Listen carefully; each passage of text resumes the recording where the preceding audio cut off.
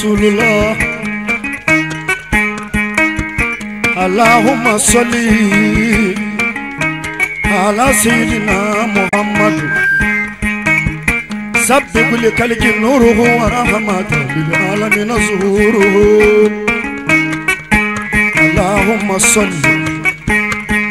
على الموصوف بالكرام والجود اللهم صل على سيدنا محمد عدد ما في علم الله صلاة دائمة بدوام ملك الله اللهم صل على كاشف الأمة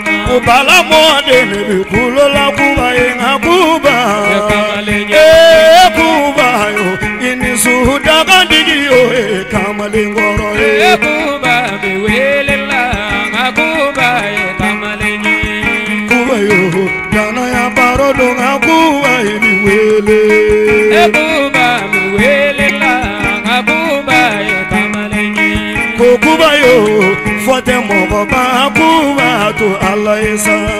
kuba mi welela kuba kamale dana ya digi kuba fote mogoba kuba to Allah kama kuba fote mogoba kuba to tiraida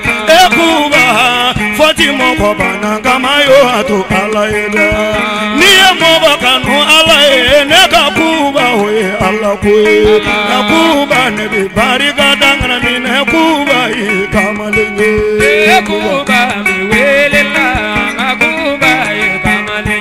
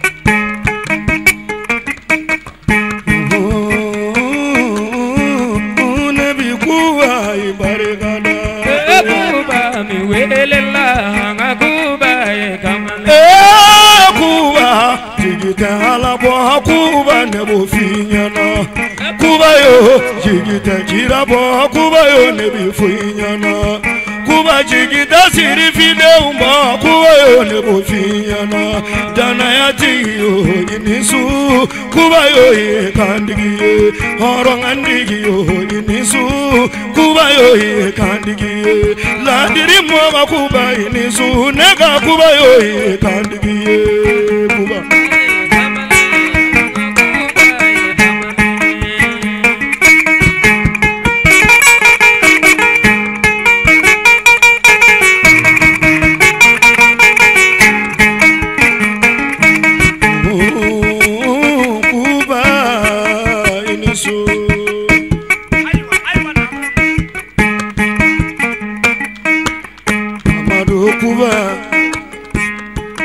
Toko e sanvenye tombolo fente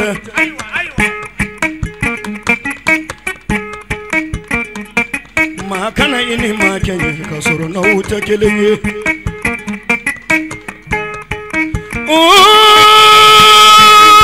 kuba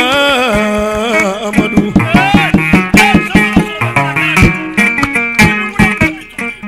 kuba nyejibi wotono no fe diakono niye nenguye bolongwani ni nyongo heche na titulu no fe kokokodo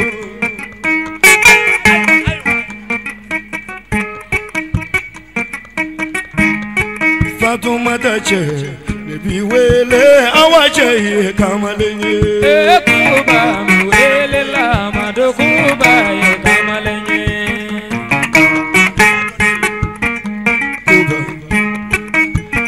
Abarikai lado nina kanelado alakama Abarikai lado nina kanelado alakama Abarikai lado nina kanga maulado alakama Iya umelado ala kuba mubarigada kuba Ikado mogo kasu bidona atigi mi toro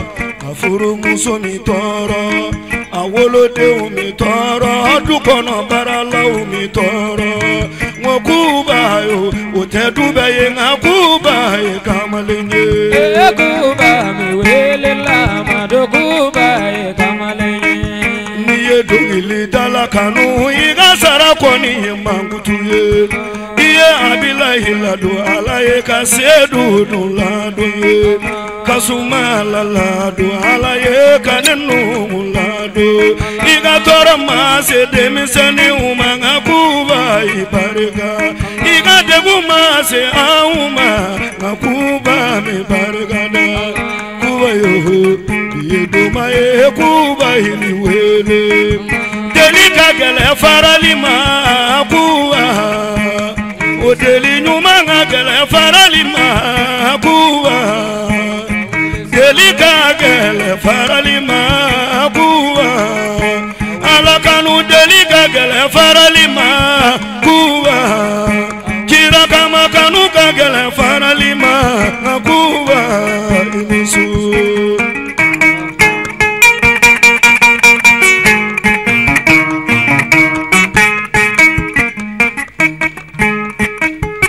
kuwa yo ikaya fa auma ni demise kuwa yo ikaya fa auma ni kalande kuwa yo ikaya fa auma ni kirebuye kuwa yo ikaya fa auma ni teberedo kuwa yo ikaya fa auma ne kaungele demise ibolo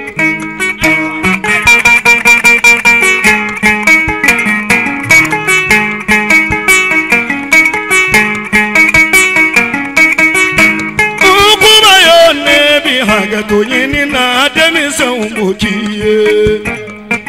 iga ya fa alaye demi se umbokiye iga ya fa kiraye demi se umbokiye iga ya fa banikanu koso demi se umbokiye kuwa amatoro ibaralaya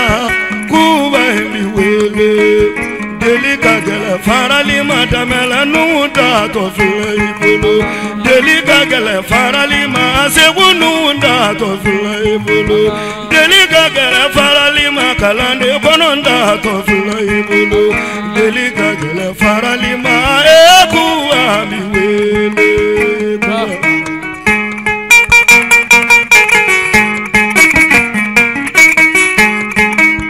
masinjini baba kuba kuba yoika ya fanye Ediga jini baba kuba yoika ya fanye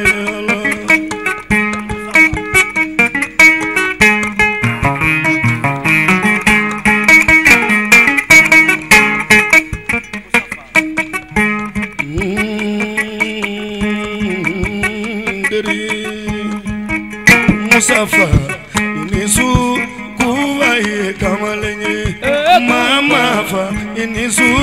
kuwa ye kamalenye kuba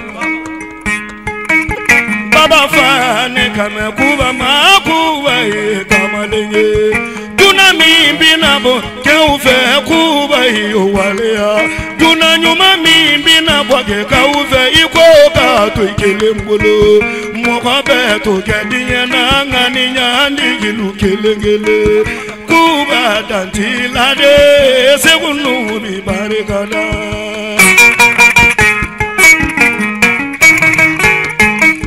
kuba yo kani kwa fle fade njugu mangana kuba yo kani kwa fle fade njugu mangana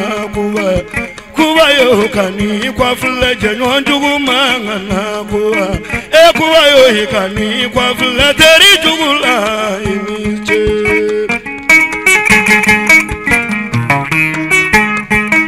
abarika ye shiyoro numana kuba ika barika ye abarika ye kuma kanduma na kuba mufiye abarika ye dumini dumana kuba abarika ye diniji numana kuba abarika ye dusuku walela kuba abarika ye kuma kanduma na kuba kuba yo inisu alakaki kuba yo inisu alakaki korota kuba yo inisu alakaki wasa kuba yo inisu alakaki alijana kuba yo inisu alakai ka tujolito kuba yo inisu aliki de ungi sakuya kuba yo inisu ki ikanu nyohungi sabuya ekubayo inisu alaka sarani alijana ne kuba ne biwele daga ndigi kuba kamalenye kuba biwele la madokuba kamalenye ahunta todo abijanga ufe kubayo damele ta todo abijanga ufe kuba iga yafa auma iga duga uka unye kuba iga yafa auma iga duga uka unye de kuba aumina yafa nyini nga kuba fe koka unye dimisanye amadu kuba yo adumbarika numumboni be barikada barika kasuru mo badala ngadata fo kwansane na donite ikono barala abibululade walima iya kibaru yame kuba igaduga wuke demisenu ye kuba nyana fimanyi meleke ni makuba nyana fimanyi demiseni umakuba nyana fimanyi kerebu ni umakuba nyana fimanyi kalande umakuba nakuba yo alagizana sebunu mwabiwele